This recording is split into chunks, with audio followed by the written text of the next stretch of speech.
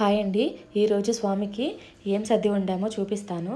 ఆకుకూర పులుసు, నేతి బీరకాయ పచ్చడి, దొండకాయ ఫ్రై, అప్పడాలు, గడ్డ పెరుగు. స్వామి భిక్షకి వచ్చేసరికి అన్నం నెయ్యి కూడా రెడీగా ఉందండి.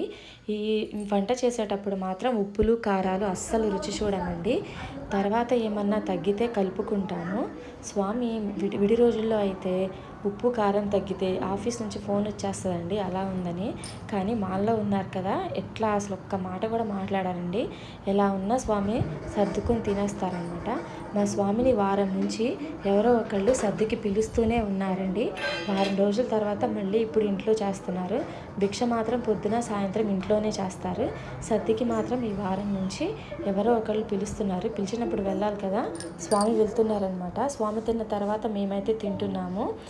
రోజు పీఠం దగ్గరికి ఫోటోలకి పూలైతే గుచ్చుతానండి. సో ఈరోజు చామంతి పూలు మాలైతే గుచ్చాను. 4 ఫోటోలకి 4 దండలు గుచ్చుతానమాట. రోజు ఏదో ఒకటి.